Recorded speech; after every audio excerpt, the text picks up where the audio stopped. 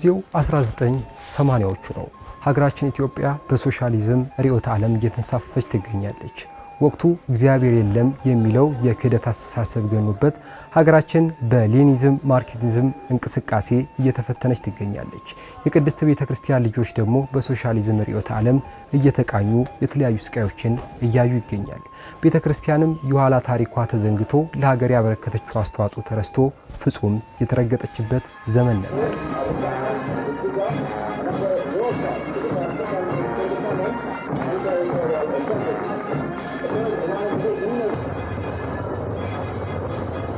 የሶሻሊዝም ርዕዮተ ዓለም እያዳከመ ያመጣውን የቅድስት ቤተክርስቲያን አገልግሎት ዳግም ወደ ቀደመ ክብሩ ለመመለስ የቅድስት ቤተክርስቲያን ልጆች በከፍተኛ ትምህርት ተቋማት መሰባሰብ ጀመሩ።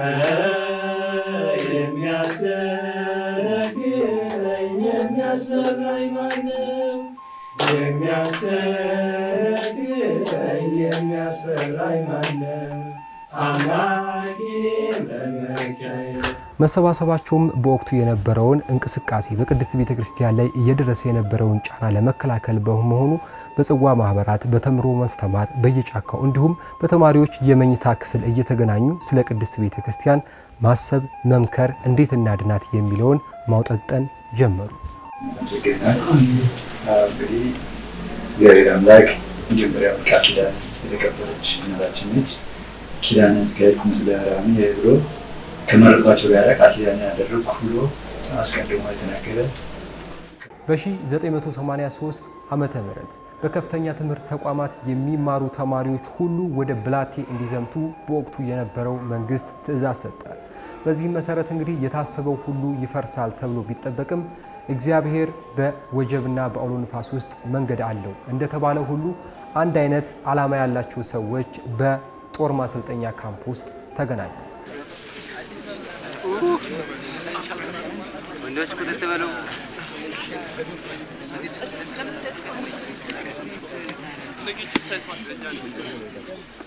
አሁን ይሰማል አይደለም? ማውራችሁ ነገር ይሰማል። አሁን ከኬንያ ወደ ብላቴ እንመለሳለን፣ ወደ ሀገር ውስጥ እዛ እንመለስና የምናደርገው ምንድነው የመጨረሻይቱ ያንን ጸሎት ነጠላ መልበስ አለብኝ እንዲህ ማለት አለብኝ የሚደረግ ታሪክ የለም። ውትድርና ህይወት ነው እንደተነጋገር ነው። ዛፍ ስር ዝም ብላችሁ አሁን ወደዛች ሄደን የምትመች ዛፍ እናሳያችኋለን። እዛ ተሰበሰባላችሁ። ስለዚህ የብላቴ የመጀመሪያ ሲን ኦር የብላቴ እይታ ነው የምንሰራው እዛ ስር ማለት ነው። ተስማማን? ስለዚህ ጸሎት ነው ልክ ደብረገነት ውዳሴ ማርያም እንደምታደርሱት አይነት ጸሎት የተወሰነ የጸሎት ጊዜ እንይዛለን። ከዛ እዚያው ቁጭ ትላለህ። ይሄም ደብረገነት እንደሚደረግ ነው። ቁጭ ባላችሁበት ምንድነው የምትወያዩት ማለት ነው። እንግዲህ ያኖራቸው መንግስት ለቋቸው ስለሄደና ጠላታችን ነው ብሎ የሚያምኑት ኃይል ገብቶ ስለነበረ ለወሰደን እናልቃለን የሚል ስጋት ውስጥ እኛ እግዚአብሔር ይመስገን እኛ ሚካኤል ከዚህ መርጦ ወደ ሀገራችን ይመለሰናል የሚል ተስፋ የሚዘላቀላሉ። የመጨረሻ ስራ ይሆናል ኬንያ። እንግዲህ እንጨርሳለን በዚህ ሁኔታ ማለት ነው። ስለዚህ ወንዶች አሁን ሁላችን ትንሽ ወደዚህ ፈቀድ እንላለን። ወደ ቪዲዮ ከድንኳና ወደ ላይ ቀጥሉ።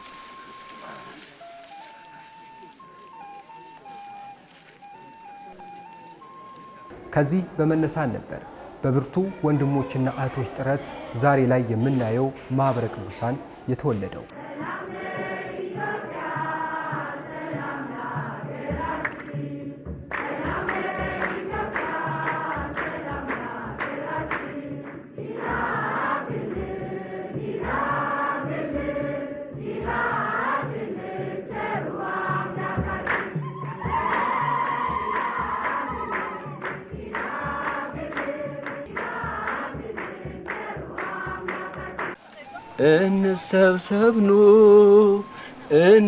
እንሰብሰብኑ እንደ ኬስፓኑ እንደ ብላቴው እንደ ኬስኑ ኑ እንሰባሰብ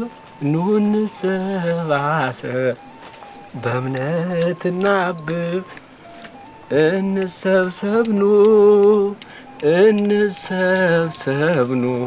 እንደ ኬስፓኑ እንደ ብላቴው እንደ ኬስኑ ኑ እንሰባሰብ በእምነት እናብብ። ማኅበሩም በ1980ዎቹ ተንሰራፍቶ የነበረውን የሶሻሊዝም ርዕዮተ ዓለምና የመናፍቃንን የቅሰታ ትምህርት ለመከላከል አንድ እርምጃ ወሰደ። ይህም በማኅበረ ቅዱሳን ታሪክ ፈጽሞ ሊዘነጋ የማይችል ነበር። የሐመር መጽሔትን እንዲታተም አደረገ። መጽሔቱ ከታተመ በኋላ ቅድስት ቤተ ክርስቲያን የምትመልሳቸው መልሶችና በወቅቱ የተንሰራፈው የሶሻሊዝም እንቅስቃሴ ለመፍታት አመቺ እድልን ፈጠረ። ይህም ቤተ ክርስቲያን በሚዲያው እድገት ደረጃ አንድ እርምጃ ወደፊት እንድትራመድ ያደረጋት ነበር።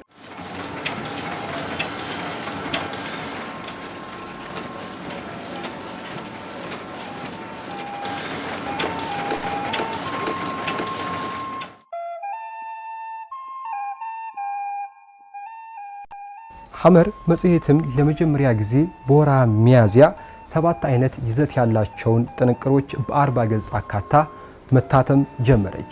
በማኅበሩ አባላት አሰራጭነት በመላው የሀገሪቱ ክፍሎች ስርጭትን ጀመረች። መጽሔቷ በወቅቱ የምታነሳቸውና የምታስተላልፋቸው መልእክቶች በኦርቶዶክሳውያን ዘንድ ተወዳጅነትን በማግኘት በአጭር ጊዜ ውስጥ ወደ ህብረተሰቡ እንድትገባ መንገድ ተከፈተ። ማኅበሩም ይህ ሥራ ለበለጠ የተሻለ ሥራ በማነሳሳቱ በ1985 ዓ.ም በወርሃ ጳጉሜ ሌላ አዲስ ጋዜጣ ማተም ጀመረ። ስምዐ ጽድቅ ይሰኛል። ይህ ጋዜጣ እንግዲህ በወቅቱ የቅድስት ቤተ ክርስቲያን ወቅታዊ ሁኔታዎች በየዕለቱ የምትዘግብ በመሆኑ ማኅበረ ቅዱሳን በቅድስት ቤተ ክርስቲያን የሚዲያ ታሪክ ፈርቀዳጅ እንዲሆን በማድረግ ትልቅ አስተዋጽኦ ተወጥታለች። ስምዐ ጽድቅ ጋዜጣን በማተም ለአንባቢያን በድጋሚ ማኅበሩ አደረሰ።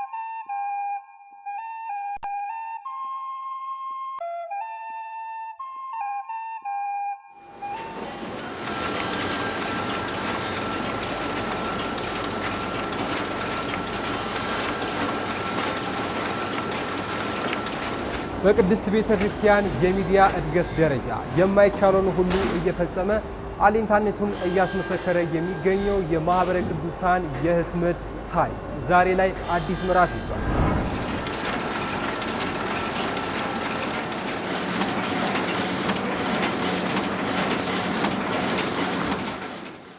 ማኅበሩ ዘመኑ ያመጣቸውን አዳዲስ የህትመት ማተሚያዎች ማሽኖች በመጠቀም የተለያዩ ተግባራትን እያከናወነ ይገኛል። በዚህም የሐመር መጽሔትን በዓመት ከ48000 በላይ እያተመ ለአንባቢያን ያደርሳል። ከዚህ ባሻገርም የተለያዩ ይዘት ያላቸው መጽሐፍቶችን በማተም ከ600,000 በላይ መጽሐፍትን በተለያዩ ቋንቋዎች በመላው ሀገሪቱ እያሰራጨ ይገኛል። ይህም ቅድስት ቤተ ክርስቲያን በህትመት ሚዲያ ታሪክ ቀዳሚ እንድትሆን አንድ እርምጃ የከፈተ ነው።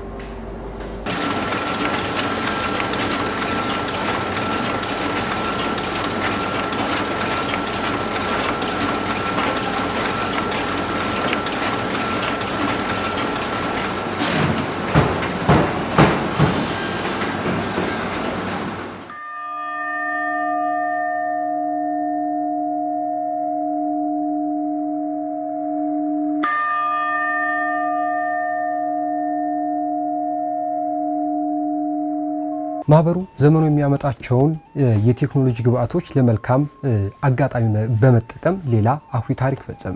ይህም እንግዲህ በሀገራችን ከህትመት ጋዜጣ በመቀጠል ቀዳሚነት እንደሚይዝ በሚነገርለት የሬዲዮ ጣቢያ ስርጭት አዲስ ታሪክ አዲስ ምዕራፍ መጻፍ ቻለ። ለአድማጭ ተመልካቾቹ በተለያዩ አማራጮች የአየር ሰዓትን ከሌሎች ጣቢያዎች በመግዛት ለአድማጮቹ መድረስ ቻለ።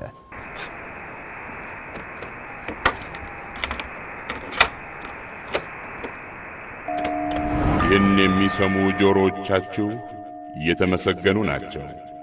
ድምጸ ተዋህዶ በ2004 ዓ.ም ማህበሩ ድምጸ ተዋህዶ በሚል በጀመረው የሬዲዮ መርሃ ግብር የተለያዩ ይዘት ያላቸው መርሃ ግብራትን ለአድማጭ ተመልካቾቹ ሲያቀርብ ቆይቷል። ማህበሩ እንግዲህ በሚዲያ ዘርፍ ቀዳሚነቱን እያስመሰከረ ከመጣባቸው መንገዶች መካከል አንዱ የሬዲዮ ታሪኩ ሲሆን በርካታ ስራዎችን በዘመኑ አከናውኗል። በስብከተ ወንጌል ቃለ ወንጌልን በመላው ዓለም ተደራሽ ከማድረግ አንጻር አያሌ ስራዎችን ሰርቷል ማለት ነው። የማህበሩ ሬዲዮ ስርጭት ከዘመናት ዘመናት አድጎ አሁን አለንበት ደረጃ ላይ ደርሷል። ድምጸ ተዋህዶ በመላው የሀገሪቱ ክፍል በዛሬው ዕለትም እየተደመጠ ይገኛል። ድምጸ ተዋህዶ የኢትዮጵያ ኦርቶዶክስ ተዋህዶ ቤተክርስቲያንን ትምህርተ ሃይማኖት፣ ሥርዓተ እምነትና ክርስቲያናዊ ትውፊትን የሚያስተምር የሬዲዮ መርሃ ግብር ነው። ድምጸ ተዋህዶ ጠቢብ የሚጠበብሽ፣ ተጓዥ የሚሰንቅሽ፣ ሰዓሊ መልክሽን በጥበብ የሚያደምቅሽ፣ ዜመኛው በስስት ፍቅርሽን ቢያዜመው፣ እመኩሉ አንቺ ጣፋጩ ስምሽን ከልቤ አተመው። መሸሸጊያዬ ሆይ ከንጉሥ ቀኝ ያለሽ፣ ሞልቼ እንደጎደልኩ ብክነቴን ታውቂያለሽ። ወዳጄ ሆይ ንኢ የምጀግንበት፣ ከበደሌ በቀር ምን አለ ከቤቴ። ለአንዲት አጥ ባሪያ ፍቅርሽ ነው ተስፋዬ፣ ነይልኝ ውበቴ። የምህረት ኪዳን ሆይ ተስፋ ቃልሽን ስጭኝ በእናትነት ስስት። የኃጢአቴ መዝገብ ባንቺ ይሰረዛል፣ ሰዓሊ ለነ ቅድስት።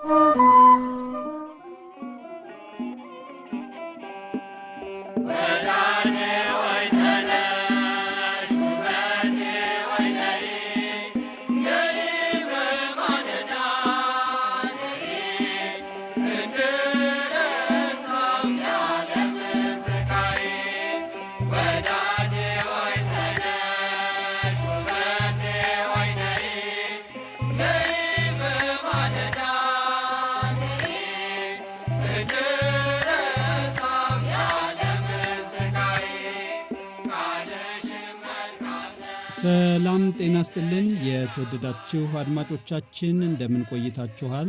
ይህ በኢትዮጵያ ኦርቶዶክስ ተዋህዶ ቤተክርስቲያን በሰንበት ትምህርት ቤቶች ማደራጃ መምሪያ በማህበረ ቅዱሳን የሚዲያ አገልግሎት ተቋም እየተዘጋጀ ወደ እናንተ የሚደርሰው የድምጸ ተዋህዶ የሬዲዮ መርሃ ግብራችን ነው። ወዳጄ ሆይ ተነሽ፣ ውበቴ ሆይ ነይ፣ ነይ በማለዳ ነይ እንድረሳው ያለምን ስቃይ በሚለው የማህበረ ሰላም የመዝሙርና የሥነ ጽሑፍ ሉክ ባቀረቡልን ዝማሬ እንዲሁም ደግሞ ቀደም ብሎ እህታችን ታሪኳ አራርሶ ባቀረበችልን ግጥም እንግዲህ የዛሬ የድምጸ ተዋህዶ የሬዲዮ መርሃ ግብራችንን ጀምረናል።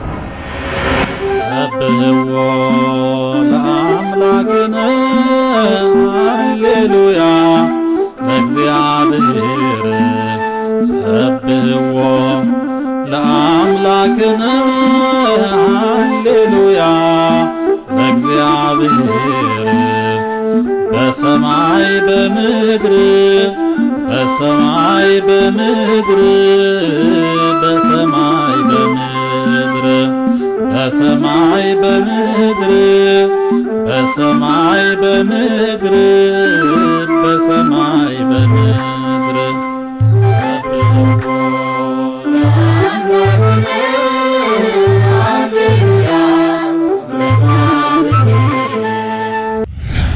ከትላንት ዛሬ የተሻለ ስራ ለመስራት ምቹ አጋጣሚ እንደሆነ የሚያምነው ማህበሩ የሚዲያ እድገቱን በድጋሚ አጠናክሮ በ2005 ዓ.ም በወራ የካቲት ከሬዲዮ ስርጭት ከፍ ብሎ የራሱን የአየር ሰዓት በመግዛት የቴሌቪዥን አገልግሎት መስጠት ጀመረ። የቴሌቪዥን ስርጭትንም በተመለከተ በኢቢኤስ ቴሌቪዥን ከ2005 እስከ 2008 ዓ.ም በአማርኛ ኋላም በኦቢኤስ ቴሌቪዥን በኦሮምኛ ሲያሰራጭ ቆይቷል። ነገር ግን በተለያዩ ምክንያቶች መቀጠል አልቻለም። ቤተ ክህነት የጀመረችው ቴሌቪዥን ላይ ሰዓት ወስዶ ማሰራጨት አንዱ አማራጭ ነበር። እንግዲህ ይሄን በተለያየ ምክንያት ሊሳካ አልቻለም። ሊሳካ ባለመቻሉ ወደ ሌላኛው አማራጭ ነው የመጣ ነው። ሌላው አማራጭ እንግዲህ ማህበረ ቅዱሳን በኤሌክትሮኒክስ ሚዲያው በቴሌቪዥኑ ማስተማር ስለሚኖርበት በመልኩ ቢያስተምር የተሻለ ነው የሚለው አማራጮችን ነው ለማየት የሞከር ነው። አንደኛው አማራጭ 24 ሰዓት ቻናል ወይም ደግሞ ሙሉ ቻናል ወስዶ ለ24 ሰዓት ማስተላለፍ ነው። ይሄ አንደኛው አማራጭ ነው። ሁለተኛው አማራጭ ቻናል ካላቸው ተቋማት የተወሰኑ ሰዓት ተከራይቶ ማሰራጨት ነው።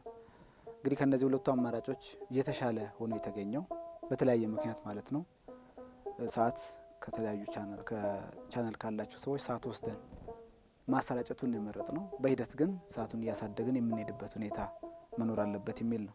ከ2010 መስከረም ወር ጀምሮ 7 ሰዓት በሳምንት በተለያዩ ቋንቋዎች ማለትም በአማርኛ፣ በኦሮምኛና በትግርኛ እያሰራጨን እንገኛለን ማለት ነው።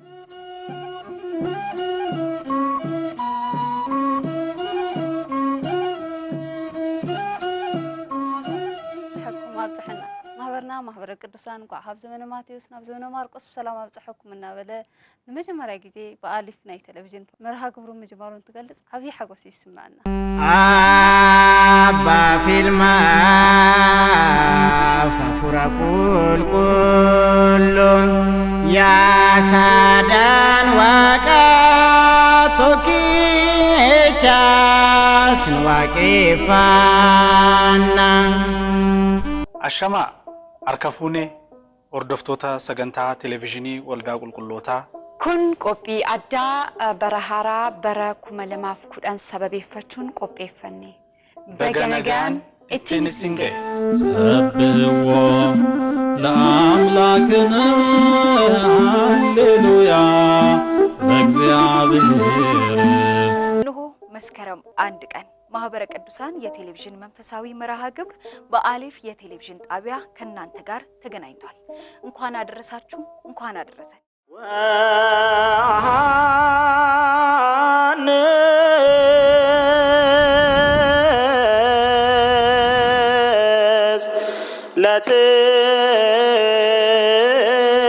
ለትውልደት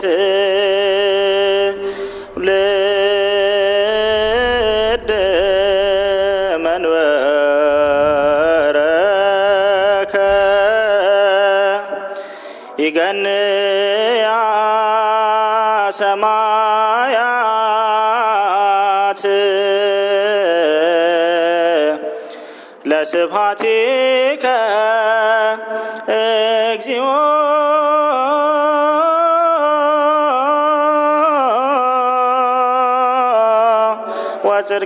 ወጽድቀከኒ በማኅበረ ቅዱሳን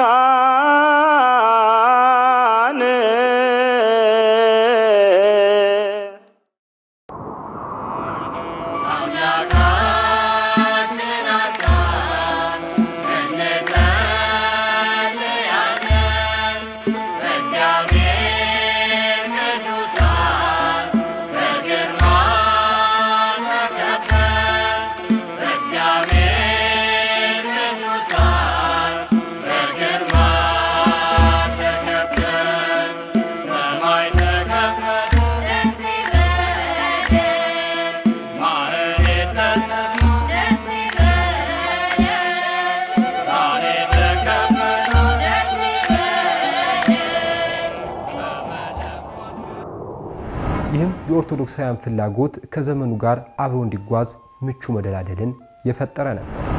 የተነገረውን ነገር መሬት ሲቆፈርም እየተናገረው በተጨባጭ ነገር ፍለጋ ውስጥ አለመገኘት ሊኖር ከጨረቃ ወደ ምድር ያስተላለፉት መልእክት ኦሪት ዘፍጥረት ይሄንን ፍጹሙን ዕውቀት የፈጠረው እንዴት ማግኘት ይችላል? ለማህበረ ቅዱሳን የቴሌቪዥን ፕሮግራም ተመልካቾቻችን በሙሉ ማህበረ ቅዱሳን ከ2010 ዓ.ም መስከረም 1 ቀን ጀምሮ በአማርኛ በአፋን ኦሮሞና ትግርኛ ቋንቋዎች ከአሊፍ ቴሌቪዥን የአየር ሰዓት በመግዛት ወንጌልን ለዓለም እያደረሰ ይገኛል። ሆኖም እየሰጠ ያለው አገልግሎት ከተመልካቾች ፍላጎትና ወቅቱ ከሚፈልገው የሚዲያ ስራ አንጻር በቂ ሆኖ ባለመገኘቱ ማህበረ ቅዱሳን ቴሌቪዥን በሚል ስያሜ የራሱን የ24 ሰዓት የቴሌቪዥን ጣቢያ ለመጀመር እየተዘጋጀ ይገኛል። ይህ አዳዲስ እይታዎችን በአዳዲስ አቀራረብ በአዲስ ዓመት ወደ እናንተ የሚደርሰው የ24 ሰዓት ቴሌቪዥን መስከረም 1 2012 ዓ.ም የሙከራ ስርጭቱን ይጀምራል። የምናውቀውን እንናገራለን፣ ያየነውንም እንመሰክራለን።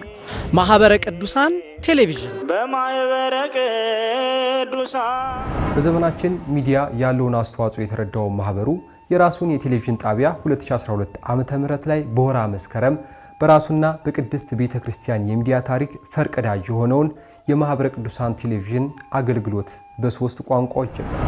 ዛሬ ምዕራቡ ዓለም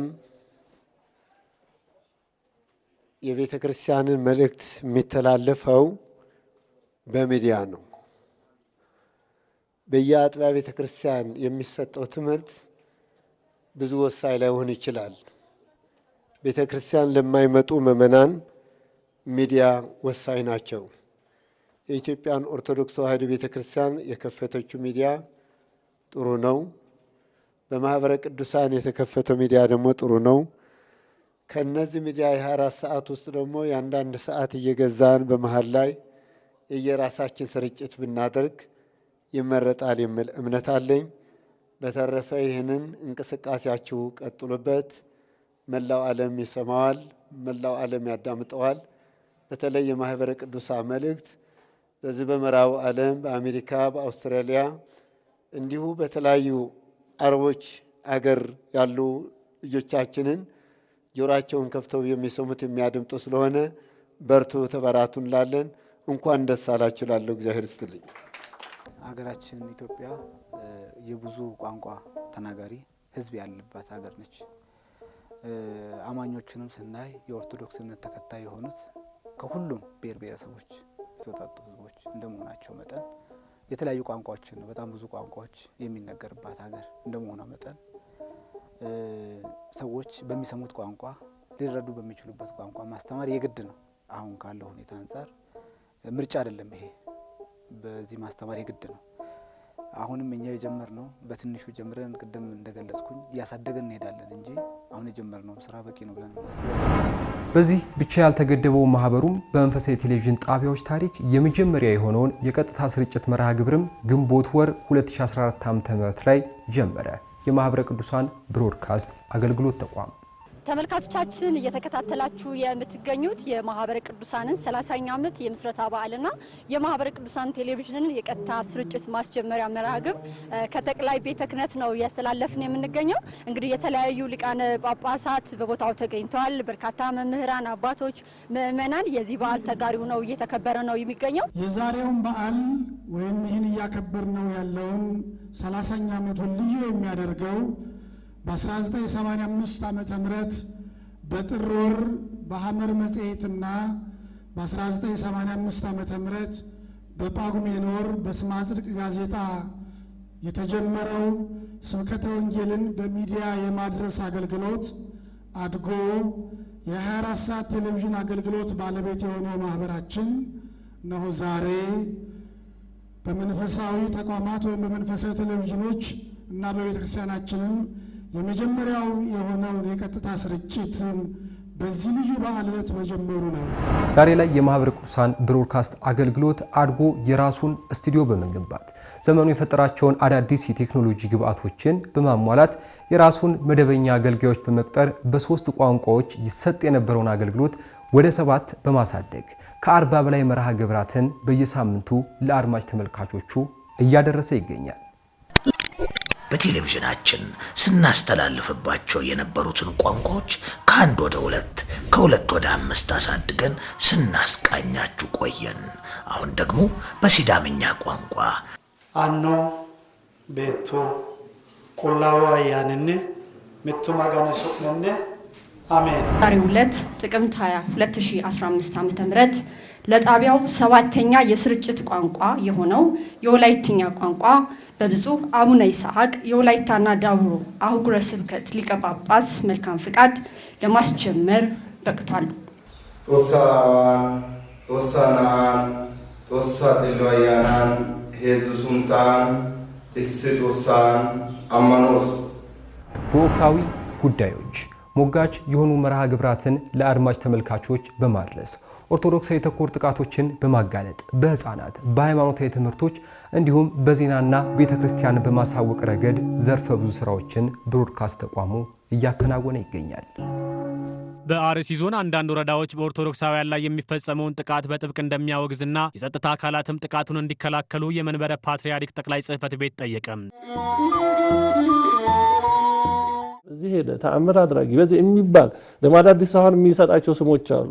እንዲህ አይነቶች ምናምን እንትኖች እነዚህ በጣም አደገኛ የፕሮሞሽን የገበያ እና ለምታት የሚያጋልጡ ናቸው። ዘመኑ የፈጠራቸውን አዳዲስ የቴክኖሎጂ ግብአቶችን በመጠቀም ማህበሩ ዛሬ ላይ በተለያዩ የማህበራዊ ሚዲያ አማራጮች በርካታ ወዳጆችን ማፍራት ችሏል። በዚህም በዩቲዩብ ከግማሽ ሚሊዮን በላይ ተከታዮችን ማፍራት ችሏል። ማህበሩ ባልተገደበ የተለያዩ የማህበራዊ ሚዲያ እንቅስቃሴዎችም በፌስቡክ ደግሞ ወደ 300,000 የሚጠጉ ወዳጆችን ማፍራት ችሏል። በተለይም ደግሞ በቲክቶክ ዘመኑ በፈጠራቸው ፕላትፎርሞችን በመጠቀም ከ50,000 በላይ ወዳጆችን ማግኘት ችሏል። ይህም በቅድስት ቤተክርስቲያን መረጃ ሰጪነት ውስጥ ቀዳሚነት ላይ እንዲቀመጥ ካደረጉት መካከል ይጠቀሳል።